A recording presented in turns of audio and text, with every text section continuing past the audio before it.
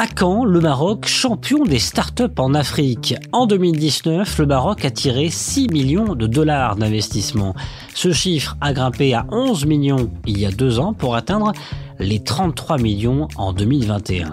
Un bond en avant mais qui reste encore loin, derrière l'Égypte, le Nigeria ou encore le Sénégal. Et pourtant, de plus en plus de startups marocaines lèvent des fonds. C'est le cas de Woofer qui souhaite révolutionner l'achat en épicerie dans le monde.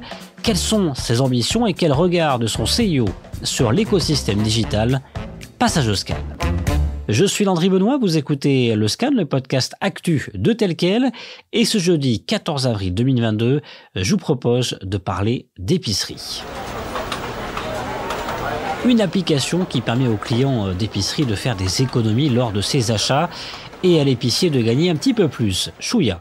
La start-up créée en avril 2021, la start-up Woofer, est valorisée aujourd'hui à 73 millions de dirhams et elle compte s'internationaliser sur le continent et en Indonésie. Alors bientôt, une start-up marocaine championne du monde.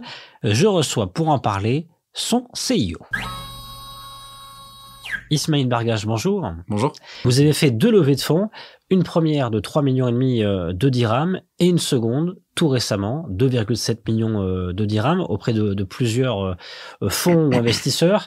On parle du fonds d'investissement en capital risque de l'Université Polytechnique Mohamed VI, mais également de Plug and Play, qui est un des investisseurs en capital risque le plus actif de la Silicon Valley, ainsi que des business angels marocains et étrangers. On va parler avec vous de vos ambitions.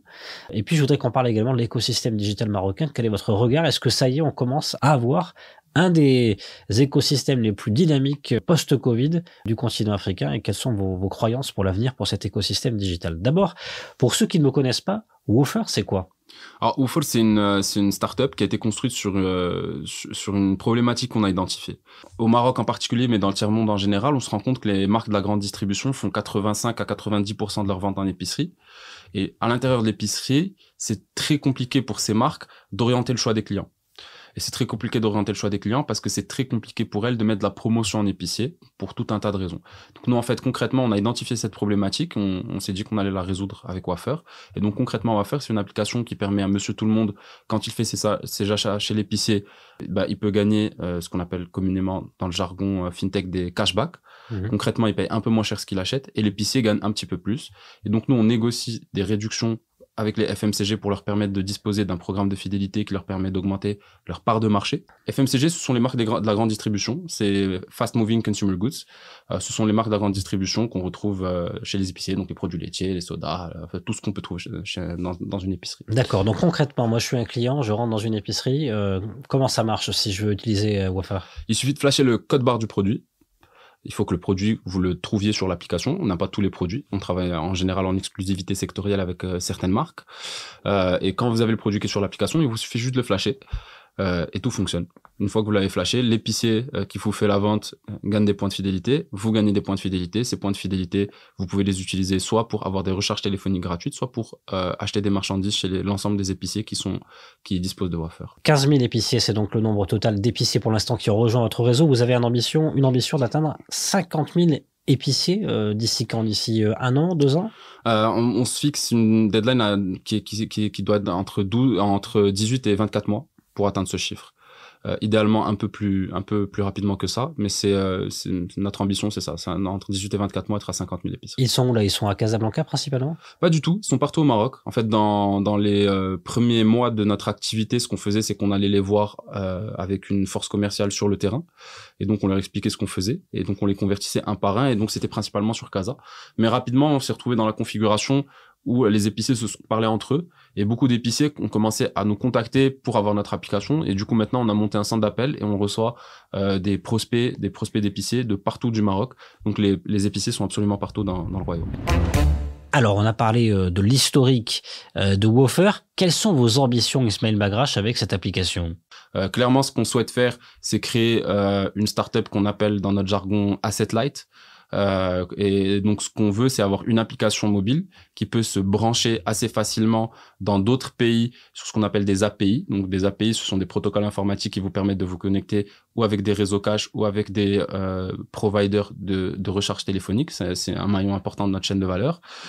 Et donc de nous retrouver dans une configuration où on arrive assez rapidement et avec un process qui est plutôt, enfin qui est huilé, qui est très normé et cadré, à ouvrir plusieurs pays dans le temps. Pays africains? Les pays qu'on regarde sont des pays qui ont les spécificités du Maroc, dans le sens où la majorité du FMCG se fait en épicerie, d'une part, et d'autre part, on va avoir tendance à chercher des volumétries plus importantes que celles qu'on a au Maroc en termes d'épiciers et d'habitants, parce que ça fait que les marchés sont plus gros. Donc d'abord le Maghreb, j'imagine? Alors, pas spécialement, parce que l'Algérie, c'est compliqué. C'est compliqué, hein. Mais clairement, en Afrique, les pays qu'on regarde qu'on regarde vraiment, c'est l'Égypte et le Nigeria. Ils sont volumétriquement beaucoup plus gros que nous. Les problématiques du FMCG sont plus aiguës dans ces pays-là qu'au Maroc. Par conséquent, on pense que ça peut être des pays qui peuvent fonctionner, mais on regarde pas que l'Afrique. Si vous prenez un pays comme l'Inde, c'est un Eldorado extraordinaire pour ce qu'on fait.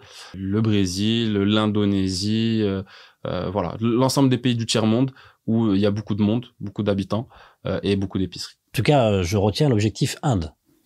Absolument. Oui, ça, c'est quelque chose que vous visez peut-être dans Absolument. 4 ans, 5 ans? C'est très difficile de mettre un horizon de temps, pour une raison précise, c'est que quand on arrive à déclencher une croissance exponentielle, par définition, l'exponentielle, elle est très difficile à aborder en amont. Et là, c'est pas 6 millions de dirhams. Ah là, non, clairement pas. Là, c'est non. 100 fois plus. Oui, clairement. C'est juste pour aller sur d'autres pays. Là, on est en train de préparer les autres levées de fonds, donc on est clairement dans une dynamique de start-up à l'américaine. D'ailleurs, on a incorporé notre société aux États-Unis dans le Delaware pour répondre de manière très précise avec l'adoubement de l'office d'échange, je tiens à le préciser, pour répondre de manière rigoureuse aux standards américains.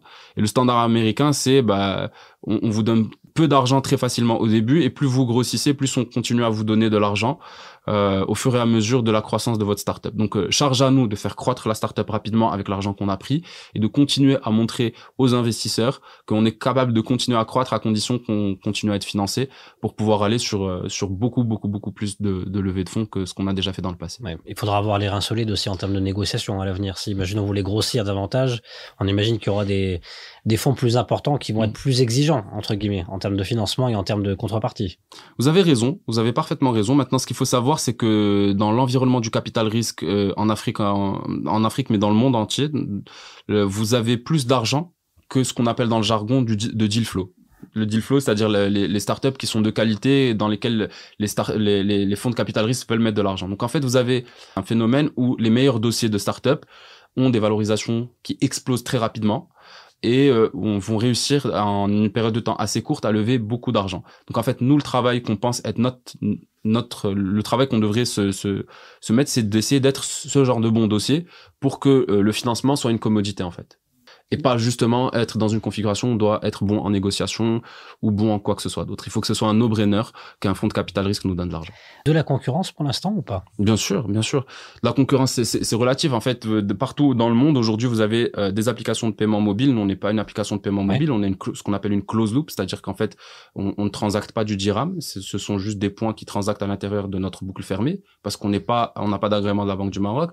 Donc, on a des applications de paiement mobile qui font pas la même chose que ce qu'on fait, mais qui sont assez proches. On a énormément partout dans le monde d'applications de cashback. Donc des applications qui, sur un certain nombre de transactions, vont vous reverser des points de fidélité que vous pouvez ensuite réutiliser par ailleurs. Donc nous, c'est un petit peu ce qu'on fait. Simplement, ce qu'on a fait, c'est qu'on l'a ciblé sur une industrie très particulière, qui est celle de l'épicerie, qui est ultra importante dans les pays du tiers-monde, parce que en fait, plus les gens sont pauvres, plus la majorité de leur argent est dépensé dans de l'alimentaire, parce que c'est le bas de la pyramide de Maslow, on peut pas vivre sans manger. Et donc la particularité que nous on a par rapport à ces concurrents, c'est qu'on souhaite donner du cashback sur la plus grosse dépense dans l'endroit où les gens qui sont pas très riches dépensent le plus. Voilà.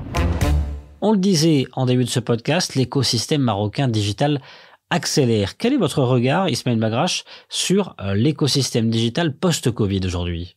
Alors, je pense que vous avez raison. Clairement, ce qu'on constate, c'est qu'il y a de plus en plus de choses qui se font. Je pense qu'il y a deux manières de voir la chose, la partie pleine de la bouteille, la partie vide de la bouteille. Si vous regardez la partie pleine, vous vous dites, sur les 4 dernières années, il me semble, il y a 3 ans, on faisait 6 millions de dollars d'investissement en start-up, puis 11, il y a 2 ans, puis l'année dernière, 33. Donc on a fait, donc ça va dans le bon sens.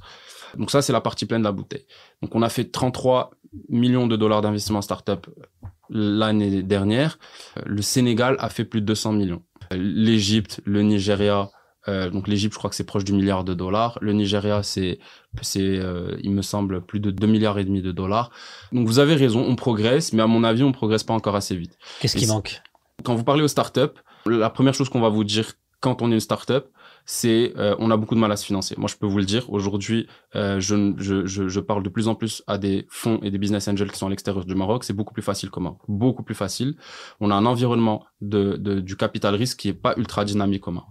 De l'autre côté, quand on parle aux fonds de capital risque, on leur dit mais c'est quoi le problème? Ben, ils vous disent on n'a pas assez de deal flow. En fait, les fonds de capital risque vous expliquent de manière scientifique que pour eux, c'est pas un problème de faire sans investissement, parce qu'ils sont prêts à en avoir 90 qui meurent s'ils en ont un qui devient une boîte qui vaut plusieurs milliards de dollars. Le problème des fonds de capital risque au Maroc, c'est qu'ils n'arrivent pas à trouver le deal flow.